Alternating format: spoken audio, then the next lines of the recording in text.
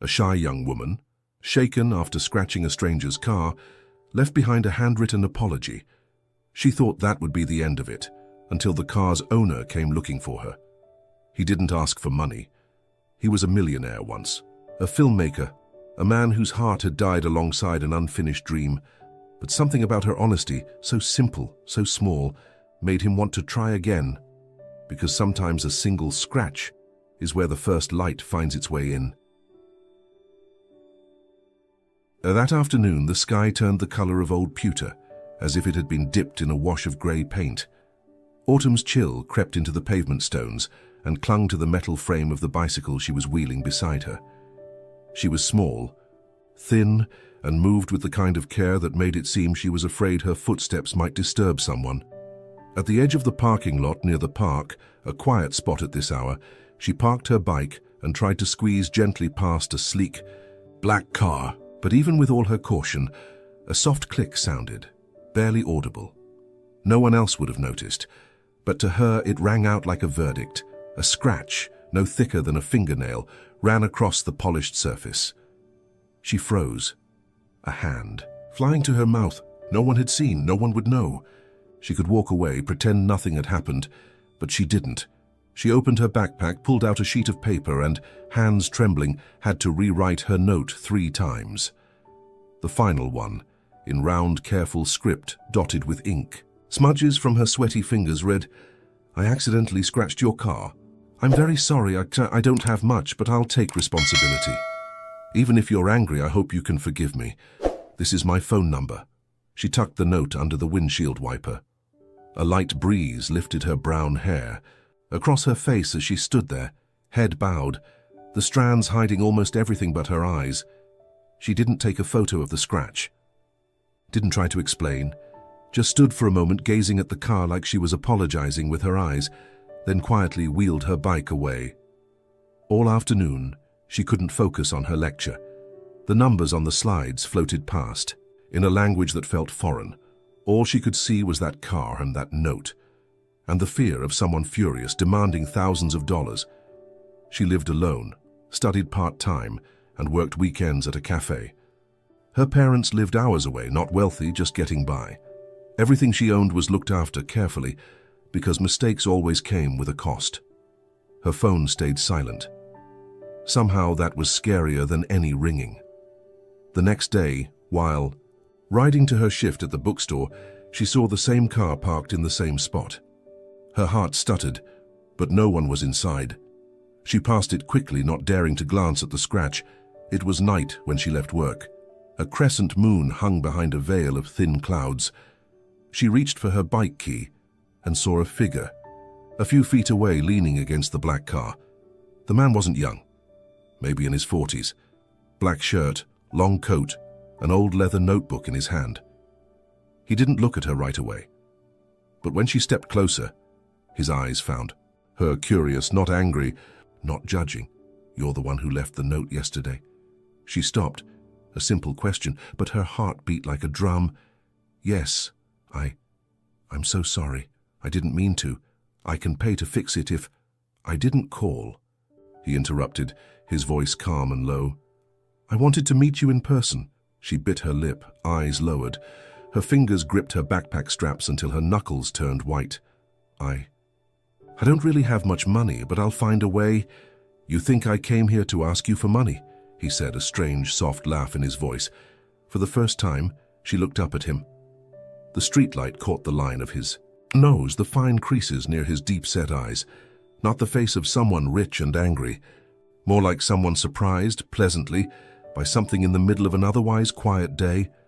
"Not everyone has the courage to admit a mistake," he said, "especially when no one's watching." She stayed silent.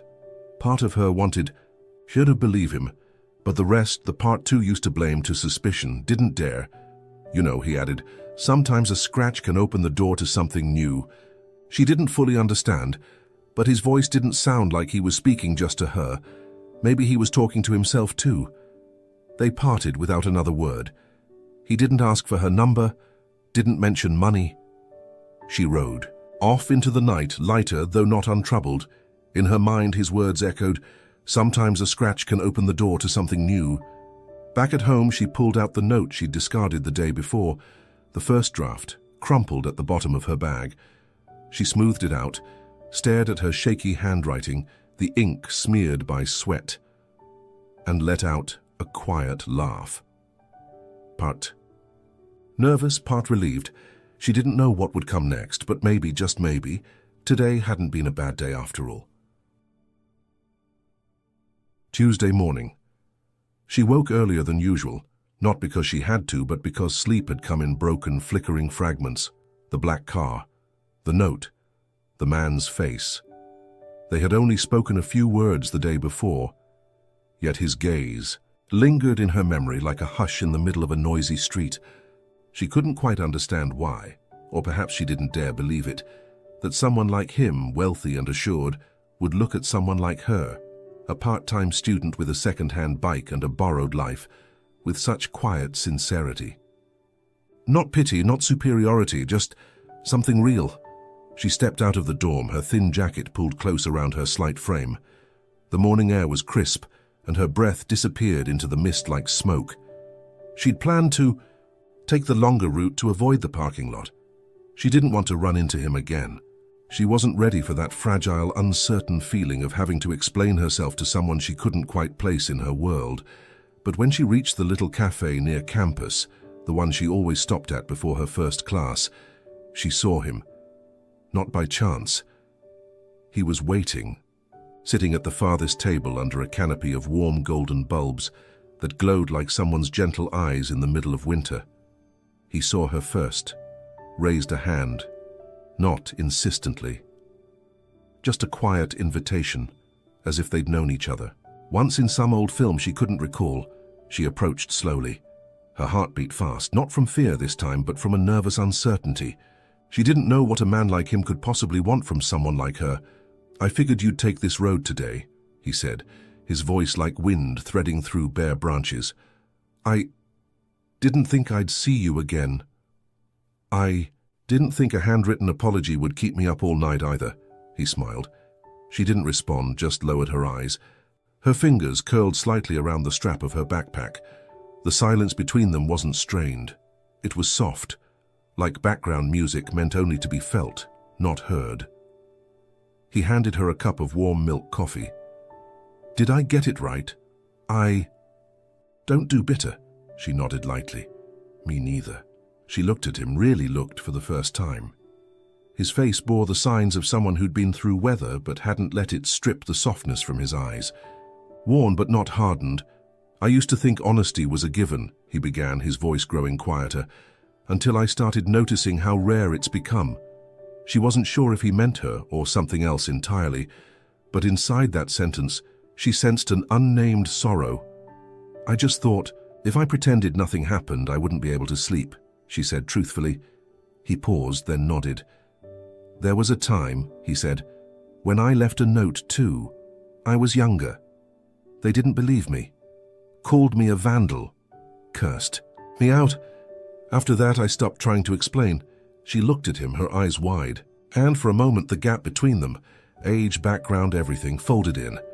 Left only two people, both a little bruised by the times they tried to do the right thing and weren't met with kindness. "But yesterday," he continued, "I realized if someone like you still does the right thing, then maybe the things I used to believe in aren't completely lost." Her throat tightened. Not from emotion exactly, but from the unfamiliar sensation of being trusted by someone who owed her nothing. "My name's Caleb," he said after a pause. "Caleb, right. I'm Lila. Lila." He repeated it like a name from a language he once knew but hadn't spoken in years, foreign and strangely comforting. "What do you do?" she asked, the question slipping out more easily than she expected. "I used to make films. Now, I'm learning how to live again." She didn't fully understand what that meant, but it didn't matter. Just as he didn't ask her what she studied or where she lived or why she chose honesty when she could have walked away. Between them, there was a kind of recognition that didn't need a name. "I didn't come to ask for money," he said at last. "I just wanted to say thank you, and if you'll let me, I'd like to buy you breakfast. For scratching your car. for reminding me that sometimes the smallest things open the biggest doors." She smiled, a real one, her first of the morning. And so they sat there under the cafe's awning in the crisp morning light, sipping coffee and sharing pieces of their lives. Not quite strangers, not yet friends. Just two people who, for a brief quiet moment, happened to sit down inside the same tender coincidence of the world. Caleb took her to a place he called the world that fell asleep. It was an old movie theater hidden behind 2 rows of red brick buildings. The wooden sign was peeling, the glass doors clouded with dust and time. Once a place people flocked to. Now it held only slanting shafts of sunlight through forgotten windows and the familiar mustiness of things once beloved. "I used to work here," Caleb said, as he slowly pushed open the door. "In the early days I did everything. Wiping seats, changing bulbs, hanging posters. But every time a film played, I'd stand in the corner and pretend I was directing it." Lila stepped inside, flinching as the door's creak echoed. Through the hollow space. She didn't know why he'd brought her here, but she could feel it. Something important lived in this silence, something he hadn't said aloud before. "The first film I directed premiered right here," Caleb said, eyes lifted toward the faded screen. "It wasn't a success. The critics tore it apart. Investors pulled out. I lost almost everything, my reputation, my confidence." He sat in the center row, where the sound hits just right. Lila joined him, close enough to feel the quiet between them start to carry its own meaning. "Do you know what hurt the most?" Caleb turned to her, his voice low, his eyes heavy with memory. "Not the failure, the silence after that film. No one said anything. No advice, no criticism. Just nothing. As if I'd vanished." Lila said nothing. She understood. Silence has its own weight, especially when it comes from those who once believed in you. "I got a few offers after that," he continued, his tone flat, like narrating someone else's life. "But I turned them down. I was afraid of failing again, and worse, of having nothing left to lose." She looked at him and for a moment saw herself. The nameless fears, the quiet compromises, the way we retreat from what we love. Because it asks more courage than we think we have. "Time passed," he said. "I invested, real estate, stocks, whatever people said was smart. I made money. They called me a millionaire, but every time I saw a blank screen, something in me stayed empty." She exhaled softly. "Do you still have the script?" Caleb gave a wistful smile. "I do, but I haven't opened. Sat in years. I'd like to read it," she said after a pause. "If you'll let me." He turned to her, not surprised exactly, but moved, as if someone had reminded him that a door he thought was shut might still be waiting to open. "I thought I came to thank you," he said. "I didn't expect you'd make me wonder if I could begin again." "I don't know anything about filmmaking," Lila said with a small smile. "But I know what it's like to be afraid. And I think, if you wrote that story, it deserves at least one person to read it." Caleb looked at her. For the first time in years, someone saw him without flinching at his success or pitying his failure. She looked at him as if he still mattered, for reasons that had nothing to do with money or legacy. "Then I'll let you read it," he said. "But you have to promise me one thing." "What?" "Be honest. Even if you hate it. Even if it's awful. Tell me the truth." She nodded without hesitation. He stood, walked to the back of the theater, and disappeared into the old projection room. Minutes later, he returned with a stack of yellowed pages wrapped in a battered cardboard cover. In the corner, faded, words read "Scene 57, rewrite pending." "I never wrote the ending," he said quietly. "I was too afraid to face it." She took the manuscript, her hands trembling not from its weight but from everything it carried. The pain, the hope. The years of silence pressed between each page. She said nothing more, only held it a little tighter, as if making a promise no one else could hear. Lila didn't sleep much that night. The manuscript Caleb had given her still held the scent of old paper, soft and nostalgic, like a memory pressed between the pages of a forgotten book. She kept it on her desk, beside a cold cup of tea and the quiet glow of her desk lamp. She didn't read it like someone trained to. She wasn't a screenwriter. She didn't know how to judge arcs or pacing or the architecture of 3 acts. But she read with feeling, with her own trembling, her own quiet fears, her own unspoken things. The story was about a man who had once made a living telling stories, but after a sudden loss, lived only in the past. He drifted through old cinemas, unfinished scenes, conversations he never dared to write to the end. Near the final pages, a girl appeared, not to save him, but simply to listen. When she reached scene 57, the last scene, it was empty. Only a faint note scribbled at the bottom. Rewrite pending, but maybe silence is enough. She read that line over and over, not because it was difficult, but because it felt like it was about her. She tore a corner from a sheet of paper and wrote something by hand, not as an editor, but as someone adding a single note to an unfinished melody. Nothing grand, no analysis, just words, her. Hart understood. The next morning she brought the manuscript back to the old theatre. Caleb was already waiting in the cafe next door, his espresso cooling on the table, his expression as it had been the day before, calm but carrying a quiet expectancy. "I thought you'd take a week," he said when she stepped in. "So did I," she smiled softly. She handed him the manuscript. A small slip of paper was tucked inside, nestled at scene 57. No explanation, no markings, just there, like a breath someone had left behind. Caleb opened it. His hands trembled slightly, not from fear, but from the ache of touching, something that had been silent for too long. He read. The room fell into stillness, only the faint tick of a wall clock and the slow movement of light across the window pane. "And if you believe silence is the last thing worth saying, then I think silence only has meaning when someone listens closely enough to know it's not empty." He stopped at the final line. His hand rested on the page, unmoving. "I wrote that," she said gently, "because if you end the story in silence, the audience might think you had nothing left to say, but I think you do. You're just afraid no one will hear it." Caleb didn't look up at once. He kept his eyes on the paper as if rereading it. Not with his eyes, but with something deeper. "That sentence," he said, his voice low and steady, "you wrote it from someplace very deep inside you, didn't you?" Lila didn't answer. She didn't need to. He closed the manuscript slowly. When he looked at her again, something had shifted in his eyes. Not simple emotion, but a kind of gratitude so whole it felt sacred, like someone had just returned a piece of his life he hadn't realized was still missing. "You have no idea what you've just done," he said. "Not just for this story, but for me." Lila lowered her gaze and smiled. She didn't need to understand it all. It was enough to know that what she'd written hadn't been ignored. They left the cafe together, saying nothing more about the script or the ending. But something had changed.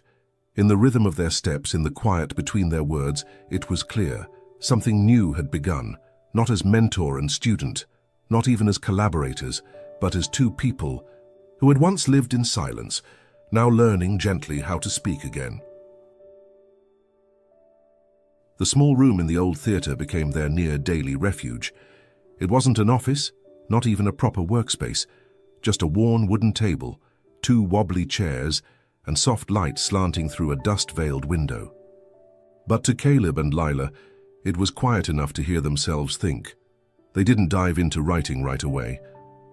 In those early days, they mostly sat with takeaway coffee and talked about film scenes that had left them breathless, books that made them cry for reasons they couldn't name, or simply the damp, familiar scent of the theatre's wood and walls. Some days they'd spend nearly 3 hours debating a single look in scene 2. Should the man meet her eyes, or look away?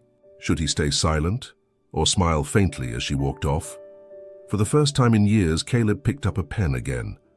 His hand moved slowly, sometimes pausing mid-sentence as if the words were still shaking off the dust of disuse. Lila. Scribbled in blue ink, tiny notes, lines of dialogue, or just a quiet question mark beside a paragraph. There was no hierarchy between them. No one better, just mutual respect. a kind of co-creation Caleb had never experienced before. Not a junior writer, not an assistant, but an equal voice, even if hers was younger, even if she had never written a script. Every time. "I write," Lila said one afternoon as they paused, sunlight catching the rim of her empty teacup. "It feels like I'm answering a question I don't know how to ask aloud. And I write like I'm searching for an old house I thought was torn down," Caleb replied, smiling faintly. The script began to change. It was no longer just a story about a man who had lost his passion. It became the journey of two people, one who had once lost his voice and one who'd never believed hers was worth hearing, learning together how to write what they never thought they could. One morning, as they reread the newest draft of Scene 57, a stranger stepped into the theater. His name was Marcus, a film producer, hair silvered with age, carrying the presence of someone who'd lived long in the industry but hadn't lost his sensitivity.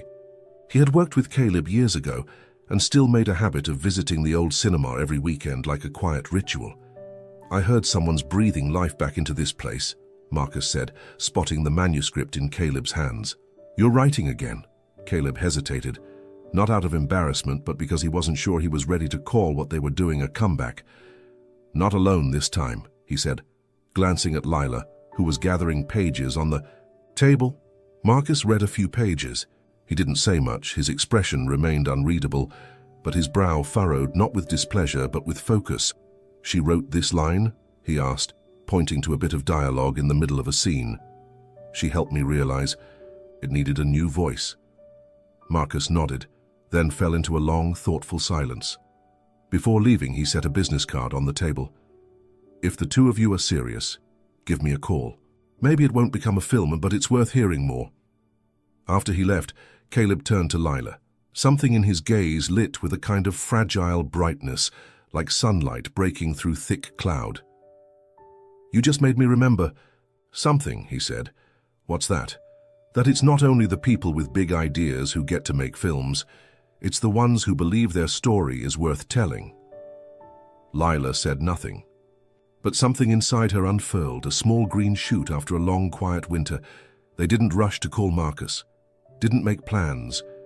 But from that day on, they wrote more steadily, a little each day.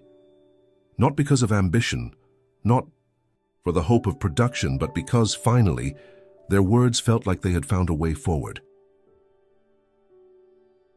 The meeting room wasn't large, but the white light from the ceiling made everything feel brittle and sharp, as if emotion had no place there, hidden beneath lines of logic, budget breakdowns, and a dozen variations of the same question.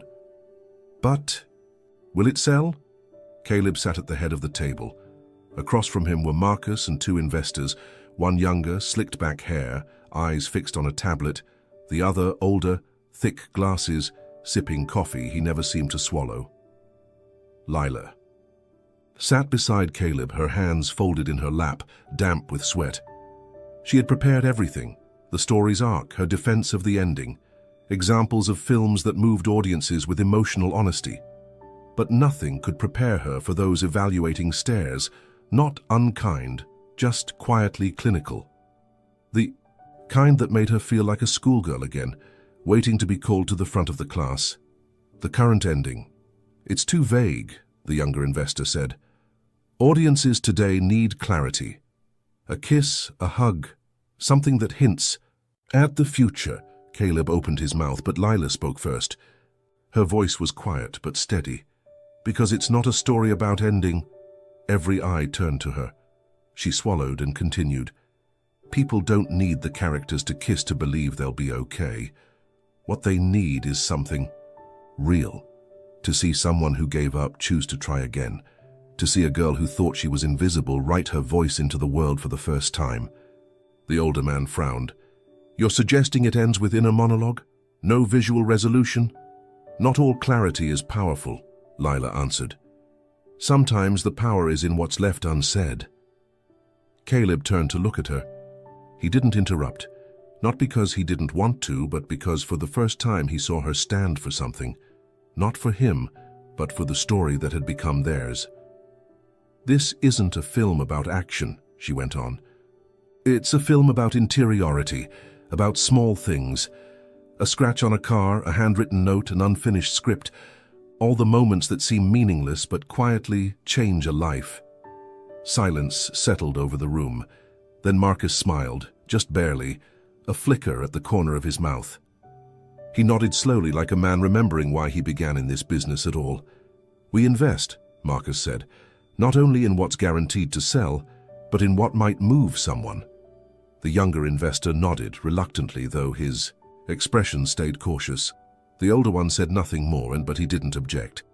On the walk home, Caleb was quiet for a long while. They strolled through still streets, the season shifting toward winter, the wind already tinged with dryness, with the beginning of cold. "I used to think it was my job to protect this story," he said finally, not looking at her. "But today I realized it's not just mine anymore." Lila said nothing. She didn't need to. What she knew, what she felt in her chest, was that for the first time, her voice hadn't trembled when she spoke what she believed. Not because she had grown stronger, but because she understood. If she didn't speak for it, no one else would. "I'm proud of you," Caleb said softly. She looked ahead. The streetlights were flickering on now, casting golden light across the bare-limbed trees. There was no music in her head, no applause, and just a stillness, the kind that only those who have been afraid truly recognize, the stillness that comes when you finally stepped through fear. She was no longer the girl who left a trembling apology under a windshield wiper. She was the one rewriting the ending, not just of a script, but of herself. The afternoon settled slowly, as if the world itself was gently bracing for something important, something that didn't need to announce its arrival. The sun slipped behind brick rooftops, casting a golden hue over the narrow street where the old cinema still stood, quiet but never forgetful of why it remained. There was no red carpet, no photographers, no tuxedos or sweeping gowns, just a wooden sign propped outside, chalk written in soft white strokes. Tonight. One story, two hearts, countless silences. Lila stood at the doorway in a simple pale blue dress, her hair pinned back, arms wrapped around the worn notebook where she'd once scribbled the first lines of scene 57.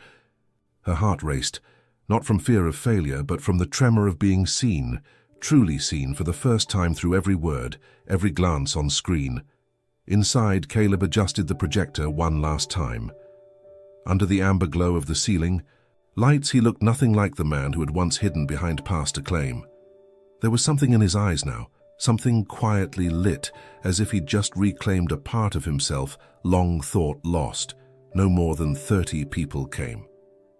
Old friends of Caleb, a few of Lila's colleagues, the woman from the cafe where they'd first sat together, the retired theater guard, still carrying the key to the projection room like a relic. When the lights dimmed and the screen lit up, Lila held her breath. The film lasted under an hour. No special effects, no shocking twists, no crashing climaxes. Just still frames, sparse dialogue, and long, deliberate silences, where characters simply looked at one another or said nothing at all. And yet, within those silences, something stirred. In the scene where the man stands alone in the empty cinema, facing a blank screen, Lila saw that Caleb had chosen the exact angle from the day he first spoke of his failure. In the moment where the girl slips a note beneath a windshield wiper, the camera held still. So still you could hear her breath, the breeze, the trembling of a kindness no one witnessed. Then, the ending, not dialogue exactly, but a woman's. Her voice, soft and almost weightless like smoke. Not everyone has the courage to speak, but if someone is listening, then even silence becomes a language. The screen faded to black. There was no burst of applause. Just a few long exhales, a quiet sniffle or two unhidden. Someone whispered from the back, "That was me once." Lila looked at Caleb. They didn't speak. They didn't need to. Everything had already been said, frame by frame. After the screening, people gathered in the courtyard. A tea table, a plate of homemade cookies, and strings of soft lights hung above their heads. One of Caleb's old friends clinked glasses with Lila and said, "That story, it was honest. Thank you for not giving it an easy ending." A middle-aged woman, someone Lila didn't know, took her hand gently and said, "I was silent for years. watching that. I saw myself. Lila didn't know what to say. She only smiled, light as a breeze. When the courtyard had emptied, only the two of them remained. Caleb sat on the steps outside the door, shoes dusted with the evening stillness. Lila sat beside him, leaning lightly against his shoulder. "I was thinking," she said, "if someone asked me whether this was the ending or the beginning, what would I say?" Caleb smiled, eyes on the quiet night sky. "I'd say it doesn't matter, as long as we keep writing." They sat there, in the hush between stars and streetlight, not needing their story to close, because what mattered most had already been told. The first rain of the season arrived without warning the next morning. Fine droplets tapped a steady rhythm against the window of the room where Lila sat, at her small writing desk beside a cactus and the familiar amber glow of her desk lamp. On the table lay the final printout of the script, no longer bearing its old title. The new title was simple, Scene 57. She had rewritten the ending, not because anyone asked her to, not for investors, not for audiences, not for critics, but because something quiet and insistent had risen from within, a need to tell the story again in the gentlest, truest way she could. In this version, the female character didn't say much. No one confessed love, no dramatic camera spins, or swelling music. She simply sat in a cafe, opened a notebook, and began to write, not to send to anyone, not to publish, just to hold on to the thing that had once silenced her, and finally to let it speak. Caleb read the new version alone in the old theater. The screen was still blank. No one else was there. Just him, the pages, and the flickering light of the aging projector. He read slowly, each line like a breath. When he reached the end, he paused, not because he didn't understand, but because he understood too well. We don't get to choose when the story starts, but we can always rewrite the ending. A short line. But to him, it wasn't just a line in a script. It was forgiveness, a greeting, an opening for everything yet to come. The following week, Lila visited her parents in the suburbs. She brought the manuscript, not to boast, but to slide it quietly onto the old bookshelf in her childhood room, as a small, silent symbol of something she once thought she'd never be able to do.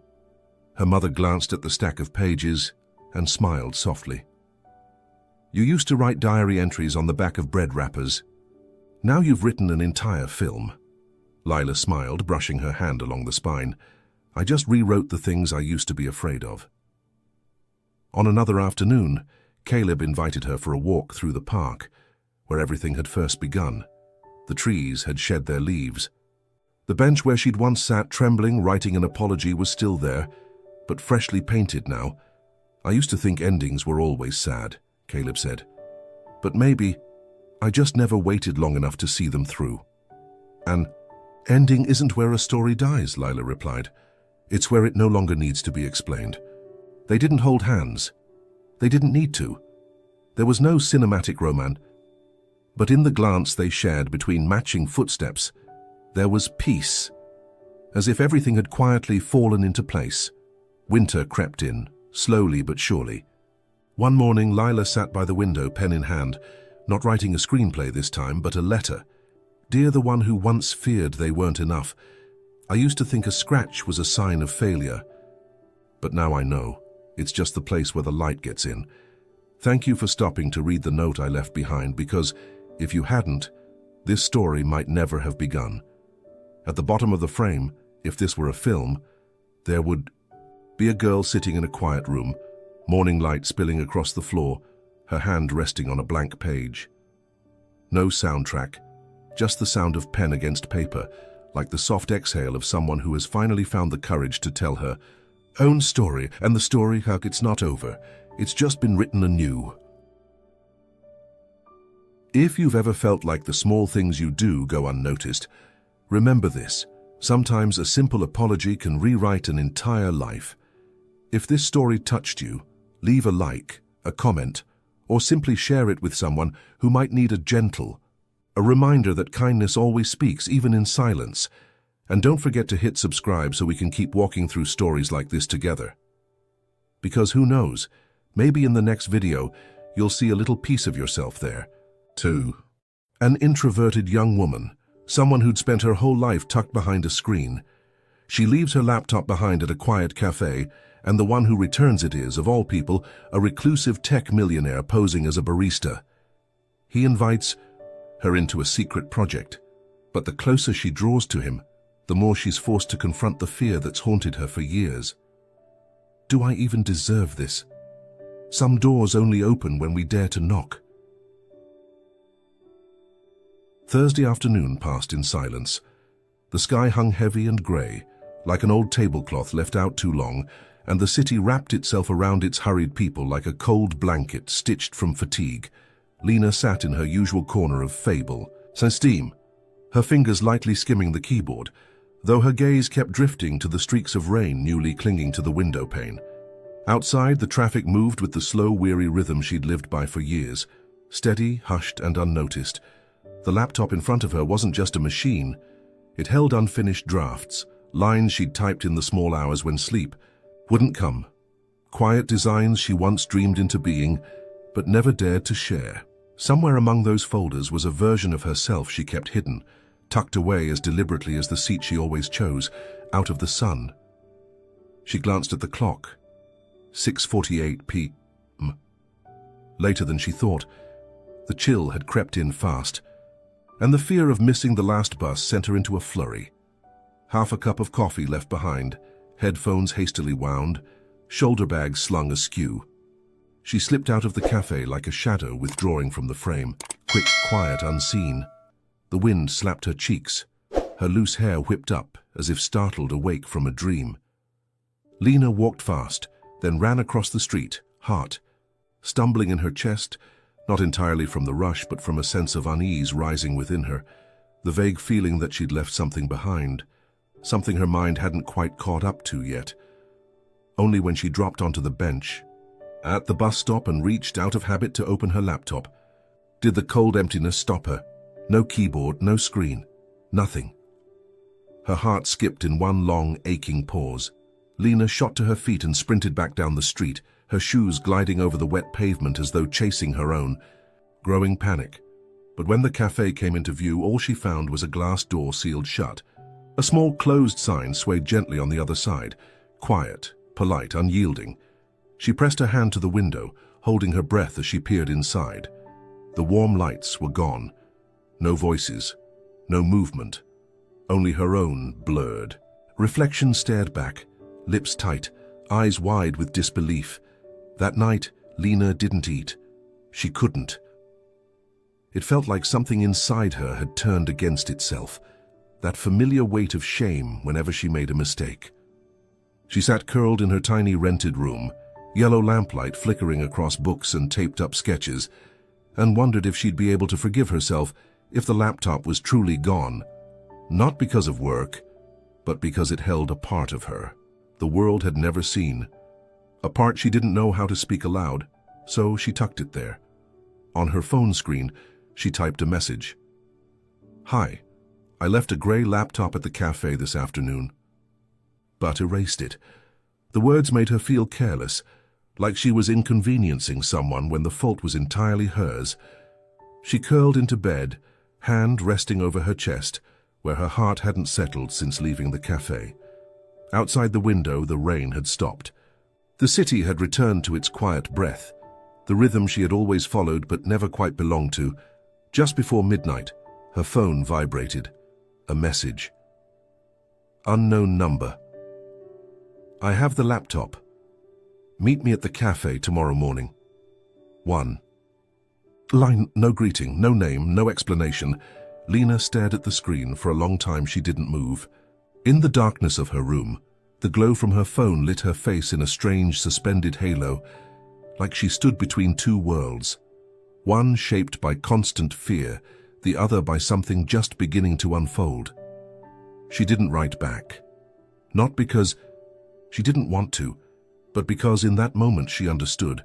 Some things don't need words, and like that message, like the fading afternoon, like a forgotten object that somehow might be exactly how fate chooses to begin something. Entirely new! The night passed like a trail of mist. Quiet, barely touching, Lena didn't sleep. She lay still in bed, listening to the delicate sounds around her, the faint ticking of the clock, the soft tapping of wind against the window pane, and the ceaseless churn of questions inside her. Who had sent the message? How did they have her number? And more than that, how did they know the laptop was hers? She tried to coax herself to sleep with logic. In the morning, she would go to the cafe, retrieve the laptop, say thank you, and leave. Simple, neat, just like every way she'd ever interacted with the world, polite but contained. But the world, it seemed, had no intention of sticking to script. At exactly 11:22 p.m., there was a knock at the door. 3 soft, even taps. As if the person outside wasn't trying to startle her, just gently knocking on the surface of her reality. Lena sat upright. In that moment, everything she had always feared, strangers, surprises, losing control, rose up at once. And yet a small part of her walked to the door. Through the tiny peephole she saw him, the barista. The man who wore plain t-shirts and wiped glasses with the slow, quiet rhythm of someone playing a silent song. He stood there, a canvas tote in hand, shoulder tilted slightly. He wasn't smiling, but his eyes had a gentleness that felt like a whisper. She opened the door. Said nothing. Neither did he. He simply held out the bag. "You forgot this," he said, his voice low and soft, as though afraid to disturb the fragile stillness between them. Lena took it. Her heart thudded louder than necessary. The tote was familiar in her hands, its weight reassuring. She didn't need to check, she knew it was her laptop. And yet, something inside her still felt unsettled. She looked at him. Wanted to ask, "How do you have my number?" Or "How did you find where I live?" But the words caught in her throat, stuck behind something larger, trust, doubt, or a feeling she didn't yet have a name for. He didn't step inside. Didn't make small talk. Didn't try to close the distance. He just stood there in the narrow courtyard outside her door, framed by soft yellow light and the dense dark beyond it. "Thank you," she said, her voice softer than the wind. He nodded, then turned to go. "Wait," she called out without knowing why. "How did you—" He turned back, his gaze skimming across her, landing somewhere deep within. Not intrusive, just quietly knowing. "A laptop you can return," he said, with the faintest smile. "But there's something else. I hope you'll find again." Then he walked away. No explanation, no goodbye. The door closed behind him, but the echo of his words lingered in the hallway, slipping into the small apartment, settling in the air like dust catching light. Lena stood there for a while, as if staying still long enough might help her understand what he meant. She set the bag on the table and pulled out the laptop. Everything was intact. Fingerprints still on the trackpad, the unfinished email. Glowing on the screen, a half-completed design open in another tab. And strangely, she no longer felt panic. Not relief either. Just something quiet filling the space where fear had been. Not because the object was returned, but because someone had brought it back without needing a reason. That night, for the first time in months, she didn't dream of running. Instead, she dreamt of a cafe where someone had left a cup of hot tea waiting just for her. The next day, Lena returned to Fable and Steam. She arrived earlier than usual, carrying a small paper box. Inside, a heart-shaped butter cookie she'd baked herself. It wasn't perfect, but it was carefully wrapped, simple and sincere. She wasn't entirely sure why she'd come back. Maybe to say thank you. Maybe to understand something more, or maybe just because. Last night hadn't quite finished what it started. The cafe door opened with the familiar chime, and the warm scent of coffee and old wood wrapped around her. His eyes found her the moment she stepped in, as if he'd known she would return. She walked to the counter, placed the box in front of him, said nothing. He looked at it, then at her. not surprise, not waiting for an explanation. He simply smiled. "You bake?" "Not well," she murmured. "I just wanted to say thank you." "For returning something you lost?" He tilted his head, his voice laced with a quiet tease.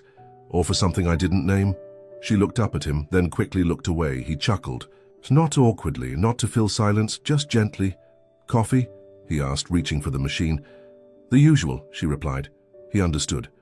He always understood the short answers. Some people don't need full sentences to be heard. They stayed quiet for a while.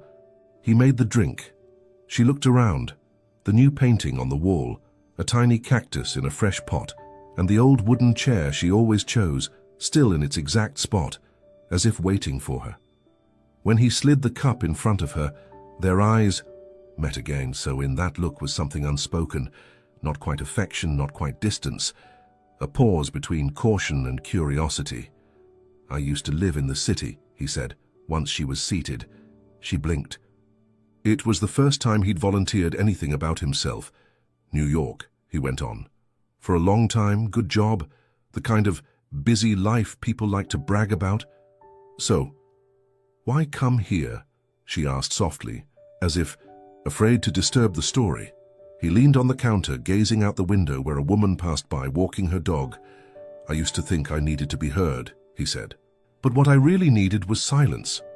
His words caught her off guard, not because of what he said, but because it mirrored something she'd never admitted aloud. "No one here asks me what I'm doing with my life," he continued. "They just hand me coffee and smile. I like that." "You seem okay," she blurted, in peaceful. He smiled. "Maybe. Or maybe I've just gotten good at playing the part of someone who's figured things out." She stared into her coffee. Steam rose, softening her reflection in the glass behind the counter. She saw herself as something unfinished, blurred, not quite formed. "And you?" he asked, as if he already knew the story she hadn't told. "I'm not sure where I'm going," she whispered. "Just moving forward." "Moving's fine," he said, "as long as you can still feel the wind." Lena said nothing. But this time it wasn't from a lack of words. It was because there were too many, and silence was the only way to hold them all. They sat that way for a long time, neither in a rush. Time slowed, not for any grand reason, but simply because neither of them wanted to leave too soon. As she rose to go, he handed her a small folded piece of paper. "This, if you ever need more quiet," he said. She opened it a little. Way down the street. Inside, in careful handwriting, it read, "Sometimes it's okay to let life take you the long way around." Below it was an address, not the cafe, somewhere else, a meeting point or an invitation. She didn't know. All she knew was that, for the first time in years, her heart was beating fast, not from fear, but from something that felt remarkably like hope.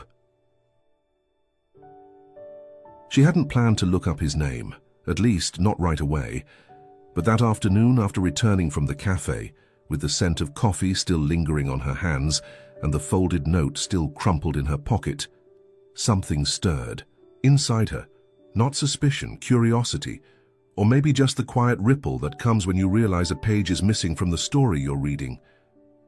She didn't know his full name, but once, while waiting to pay, a little girl had called, "Him Eli," and in an earlier visit, when he handed her the receipt, faint pencil scribbles beneath the word barista had read, "E. Miller." It was enough. She sat before her laptop, sunlight fading across her room, and typed into the white glare of Google, "Eli Miller, Startup, New York."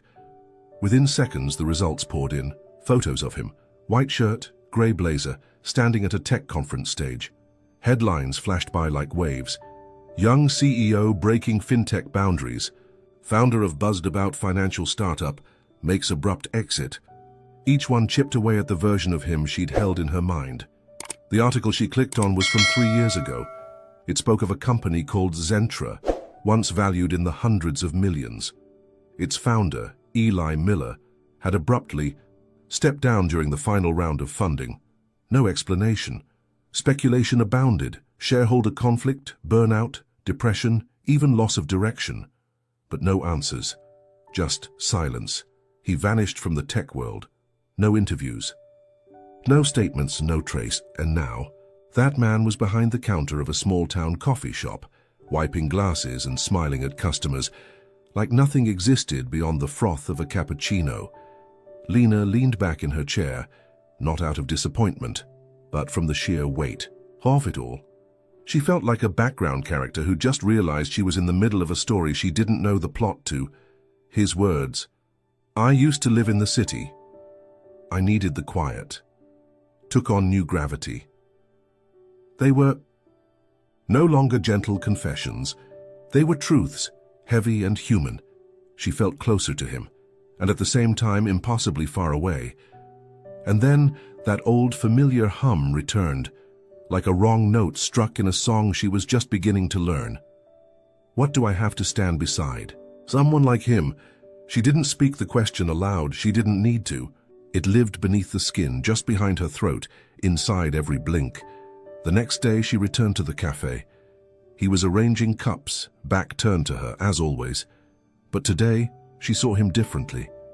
The way he wiped a white ceramic mug no longer seemed like routine. It felt like the gesture of someone who had once touched the world bare-handed, and now chose to do it another way, softer, quieter, but no less intentional. He turned and saw her. "The cookie was really good," he said. She nodded, but her eyes couldn't hide the weight of what she knew. You founded Zentra, didn't you?" she asked, her voice tight, her heartbeat thudding in her ears. He didn't flinch and didn't ask how she knew. He simply exhaled and set the mug down. "I did." "Why did you walk away?" she asked, quietly, without accusation. Looked at her longer than usual. "Because I used to think I was the center of everything," he began. "Then one day I realized I was a stranger to the life I was living." "And so you chose to disappear?" she asked. "Not to disappear," he said. "To search. For the part of me I'd lost while chasing what everyone else said I should want." She didn't respond. But maybe she didn't need to. They stood there mid-morning with the hum of the espresso grinder and soft jazz spilling from a hidden speaker, and inside her, something shifted, gently, like a door nudging open. She left the cafe later, than usual that day, and for the first time as she stepped outside, she didn't feel like a visitor. She felt like someone who had just begun to belong. She returned to the cafe 3 times that week, not because the coffee tasted better, not because there was more to say, just that, in that space, she could breathe easier. It felt like explanations weren't required. As if nestled between the wooden counters and pools of amber light, there was a small corner of the world where no one was measuring her, no one peering too closely. A space where silence was allowed to exist, respected even. On Friday afternoon, he waited for her with 2 cups of ginger tea, no coffee and no sugar, just warmth and calm. They sat by the window. The late sun slanted across the table, casting a long streak of light where her hand rested quietly. He spoke first, direct but unrushed. "Lena, I'm working on something new." She looked at him. He didn't sound like he was pitching, and he wasn't the kind of person who preached. It felt more like he was sharing something private, an invitation to step into a quiet world he was slowly rebuilding. Not a company, not a startup with shares and press releases, he said.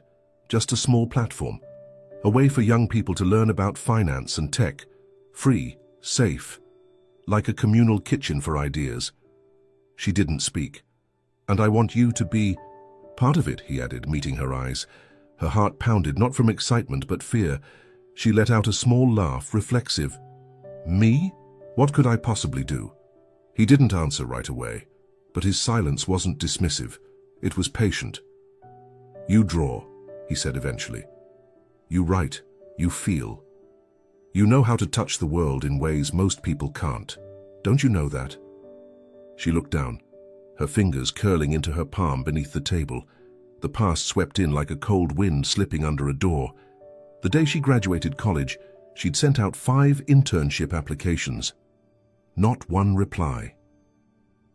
The only response she ever got was a rejection. polite, polished, and still she cried for hours after reading it. After that, she chose safety, admin work, organizing files, quiet roles that let her disappear inside systems where no one looked too closely. No expectations and no disappointments. Why me? She whispered, as if asking the wind. Because you're different, he said. And maybe you haven't realized yet that that's the most valuable thing of all. He wasn't flattering her. He was naming something he believed. But to Lena, it felt like a light aimed at parts of herself she had spent years trying to keep hidden, and instead of warmth, it scared her. She didn't say goodbye when she left the cafe that day. She walked quickly, as if fleeing her own reflection. Dusk fell earlier than usual. Back in her room, she opened her laptop, staring at the screen. There was a draft in her inbox. The subject line read, "I'd like to try." It was a letter. She once meant to send to a non-profit, meant to, then didn't. She opened it, read it again, then deleted it. His voice echoed in her mind. "You don't see that as the most valuable thing." But another voice spoke louder, the one shaped by every past failure. "You're not good enough." She closed the laptop, turned, off the light, lay still in the dark. That night she didn't dream, just a long stretch of blankness, like her mind had grown too tired to build even the smallest hope. It rained for 2 days straight, a quiet, steady rain, as if someone were gently, patiently tapping questions into the earth that had yet to be answered. Lena didn't return to the cafe during that time. Not out of anger, not to avoid him on purpose. She just wasn't sure how to meet his eyes again if it happened. She went to work, came home, repeated the motions of daily life.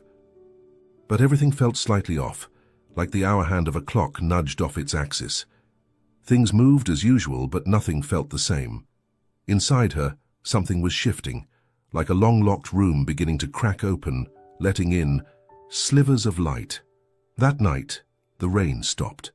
The air afterward carried the scent of wet earth, and a hush settled into each stair she climbed on her way home. In front of her door, tucked neatly in the frame, was a small card. No envelope. No ribbon, just a folded piece of cream paper with a single line written in blue ink. "Opportunity is a door. You just have to push." No signature, none needed. She sat down right there on the threshold, card in hand, night air lifting her hair. She read the line again, much then again, as if repetition might help her believe it more. She didn't sleep right away. For the first time in days, she opened her laptop, not to check work emails, but to start something else. A blank document. She didn't know what she meant to say, but she typed, "Maybe I'm not as skilled as others, but I want to learn. Maybe I'm slow, but I'll keep going. Maybe I've missed a lot, but this time I want to try." She deleted it all, opened her messaging app. His name was already there. He'd messaged her once and she'd never replied. She typed slowly, fingers trembling just enough to notice, "I want to try." Just 4 words, short, but the hardest ones she'd ever written. She didn't send it right away. Let it sit, took one deep breath, then pressed send, a soft ping, no fireworks, no soaring music, just a small act, like nudging open a door, slightly ajar. But beyond that door there was a different road, a new chapter, a version of herself she hadn't yet met. Not long after, her phone buzzed. His reply was simple. "Tomorrow, 9 a.m. Cafe's closed. We begin." Lena smiled, not out of joy, something quieter than that. Lighter. Nothing held her inside the old shell anymore, and the rain had finally stopped. The next morning, the sky was impossibly clear. No clouds, no wind, and the light, soft as silk, seemed to settle gently on everything, even the worry inside her. Lena arrived 10 minutes early. Standing at the back door of the cafe, her hands trembling slightly, she reread the message as if to make sure it hadn't just been a dream. But the door opened. He greeted her with a nod, no need for words. The air between them was calm, not from familiarity, but from having crossed that thin threshold between fear and trust, The room behind the cafe was modest but alive. A long wooden table, mismatched chairs, a few whiteboards leaned against the wall scribbled with markers in every color. On the table, laptops, sticky notes, and 3 other people. A woman around 25 with chestnut curls, carefully, lining up sticky notes. A guy with glasses typing furiously, and an older man who looked like he kept the place running, wires and all. They all turned to her and smiled. No one asked, "Who are you?" It was as if they already knew she'd be there. "This is Lena," Eli said simply. "She's helping with content and user experience." "Hi, Lena," the woman smiled warmly. "I'm Ivy." "Logan," the guy nodded. "Developer." "Call me Henry," the older man said, grinning. "I fix whatever these kids break." She nodded, smiled back. The meeting began. No formality, no PowerPoint slides. Just people talking about ideas, about the problem they wanted to solve. How to bring financial knowledge to people who had never been taught. Never believed they had the right to understand money. Eli outlined the platform's framework. Logan walked them through data flows and security layers. Ivy was testing interface layouts. Everyone spoke with passion, but without overpowering each other. They gave space. They listened. Then Eli turned to her. "Lena, if it were, what would you want to feel the first time you opened the site?" She froze. All eyes turned to her, not tense, just waiting. She took a breath. Her hand instinctively brushed a strand of hair behind her ear. "I think," she began, her voice quiet, "it should feel warm. Not like an academic site. More like stepping into a kitchen, where someone's waiting with a hot cup of tea, not pushing you to learn, just letting you know you won't be judged for not understanding something." She fell silent, not daring to look up, but no one laughed. Ivy was the first to nod. "Yes, I love that. I'll try warmer tones in the layout." "You just gave me clarity on something I've been stuck on for weeks," Eli said, gently. "Thank you." Lena stayed still. But something inside her broke open, not painfully, more like the soft shattering of fog on a mirror. And for the first time, she saw her own reflection clearly. The meeting ended near noon. Everyone rose, making plans for the next session. Ivy waved. Logan gave her a thumbs up. Henry laid a kind hand on her shoulder. "You're a beautiful piece of this puzzle. Stick around, okay?" Eli walked the others out. When he returned, it was just the 2 of them. "Your first day," he said. She nodded. "And nothing like I imagined." "No one's first day is," he replied. "But sometimes." "That's exactly right." She looked at him. Then around the room, not polished, not corporate, but real. And for the first time in a long time, Lena didn't ask herself, "Do I deserve this?" She just knew. She wanted to come back. The morning light slanted softly into the room. Not bright, not dramatic, just a quiet beam filtering through the old window pane, casting itself across the wall where the whiteboard hung. The board was blank. Below it, a blue marker lay still. As if waiting for a hand, Lena was the first to arrive. No one had asked her to come early. No one expected her to lead. But today, she hadn't come for anyone else. She set down her backpack, picked up the marker, and stood before the E. Bored like it was the first page of something only she could write. Her hand trembled, not from fear, but from knowing this moment would never come again. A beginning, if it could be called that. She wrote slowly, each word a breath. Everything starts when we believe we can. The line wasn't perfect, but it was hers. The door creaked open. Ivy entered, hair in a loose bun, holding 2 cups of coffee. She read the words, said nothing, just set a cup in front of Lena. Her hand brushed Lena's. Light, certain. Next. Came Logan, hoodie wrinkled, smile half-formed, but his eyes lit up when he saw the board. He slid into his seat, opened his laptop. The project's interface glowed to life, the logo still temporary, the name still undecided. Henry arrived last, carrying a small potted plant. He placed it by the window, right in the sun. "We'll see if it survives," he said, winking. "Like you kids." And finally, Eli. He didn't speak. just stood beside Lena, their eyes meeting in a quiet nod, like a blessing. You're exactly where you're meant to be. And it's time. They gathered around the board, a shared breath. A space so safe, it needed no filling. Lena stepped forward and added a single period to the end of her sentence, not to finish it, but to begin. The scene shifts. Montage, slow and steady. Ivy adjusting layout colors, squinting at the screen. Logan demoing the first user flow, quietly thrilled. Henry connecting wires, testing the sound system. Eli placing a blank notebook on the table, writing in clean strokes on the cover, Project Echo. Lena turned to the first page and began sketching the logo, not for perfection, just from feeling. As the camera pulled back, wide shot from above, we saw a weathered room, a small team, young, imperfect, unpolished, but building something. Real in that moment. They didn't need success right away, they just needed to believe. What they were creating mattered. Maybe the magic wasn't in the success. It was in the decision to begin. Lena looked out the window. Her hand wrapped around a still warm cup of coffee. She smiled, softly, but undeniably. Maybe you're like Lena too, carrying something beautiful inside you but never quite daring to share it. And if you believe that sometimes all it takes is the courage to begin, then like this video and subscribe to the channel, because there are so many stories like this waiting for you, just behind the doors we finally choose to knock on.